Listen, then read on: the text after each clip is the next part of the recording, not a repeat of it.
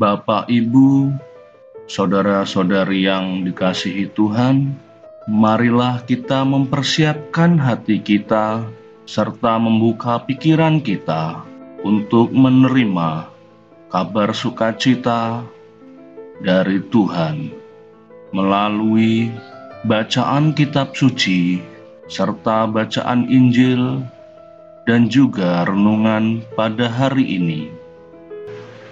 Selasa 5 Mei 2020.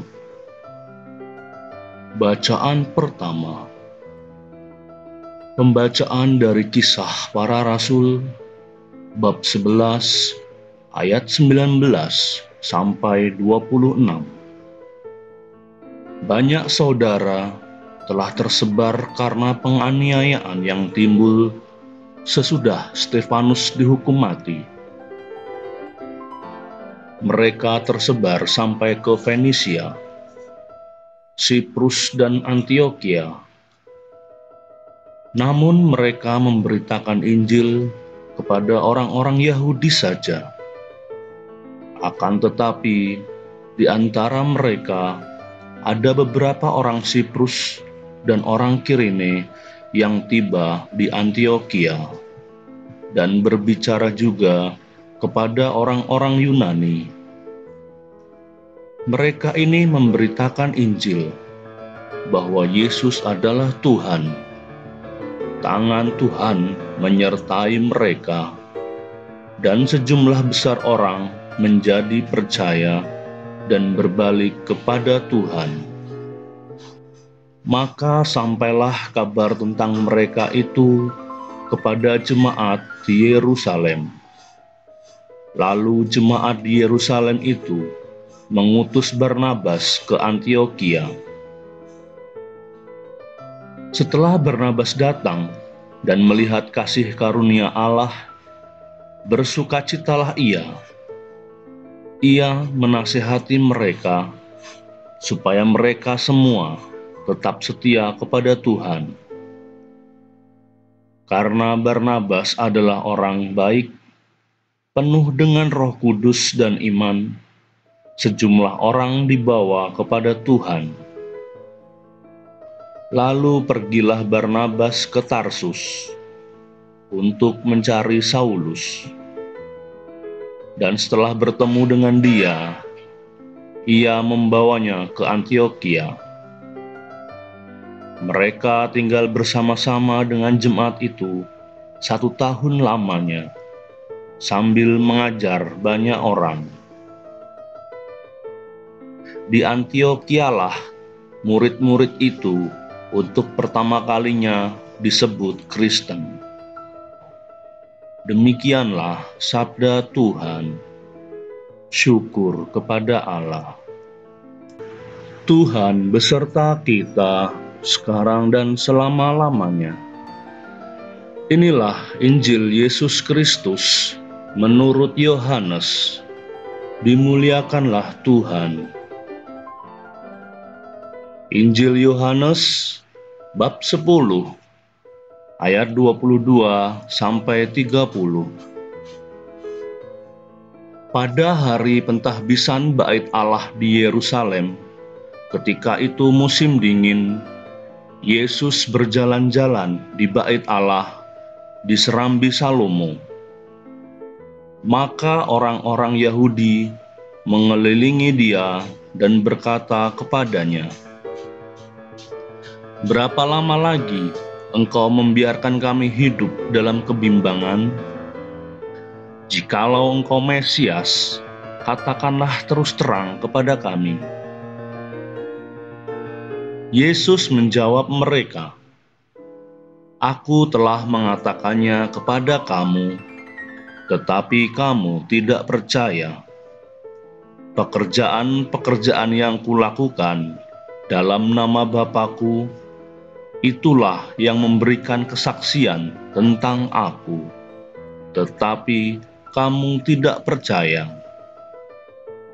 Karena kamu tidak termasuk domba-dombaku.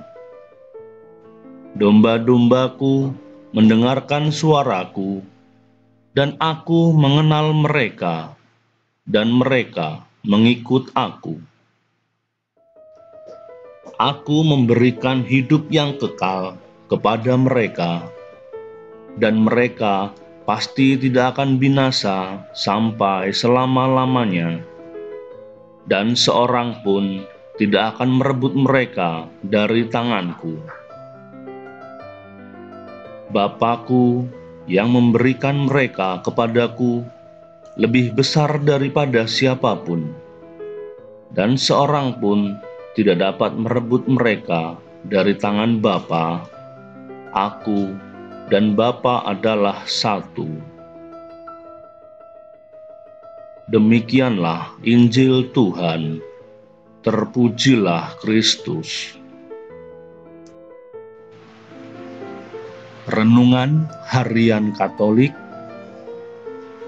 Selasa 5 Mei 2020. Kebangkitan Yesus meneguhkan iman kepercayaan kita dalam kesatuan yang mendalam dan sempurna sebagai murid-murid-Nya. Aku dan Bapa adalah satu. Diberikan pula kepada kita jaminan kesatuan sebagai murid yang tidak akan terpisah dari kasih Bapa dengan pemahaman, domba-dombaku mendengarkan suaraku, dan aku mengenal mereka, dan mereka mengikuti aku, dan aku memberikan hidup kekal kepada mereka. Dan mereka pasti tidak akan binasa sampai selama-lamanya, dan seorang pun tidak akan merebut mereka dari tanganku. Isi dan perwujudan dari kesatuan iman dengan kasih Bapa itu mendapat peneguhan untuk hidup kita dari surat apostolik Porta Fidel artikel 15 yang menekankan agar kita mampu memahami setiap kali secara baru karya-karya ajaib Tuhan bagi kita, sambil senantiasa peka terhadap tanda-tanda zaman yang terhimpun di dalam sejarah kita di masa sekarang ini. Iman itu membuat masing-masing kita sendiri menjadi tanda dari kehadiran Tuhan yang bangkit di dunia kita ini. Setiap dari kita diharapkan mampu meneliti tanda-tanda zaman dan menemukan perspektif baru dalam beriman, dan membagikannya sebagai kesaksian iman yang meneguhkan bagi sanak saudara yang ada di sekitar kita. Diperlukan kesaksian melalui hidup sehari-hari. Makna ungkapan mereka pasti tidak akan binasa sampai selama-lamanya, kalau nyatanya ada kematian dan penguburan jenazah orang-orang Katolik.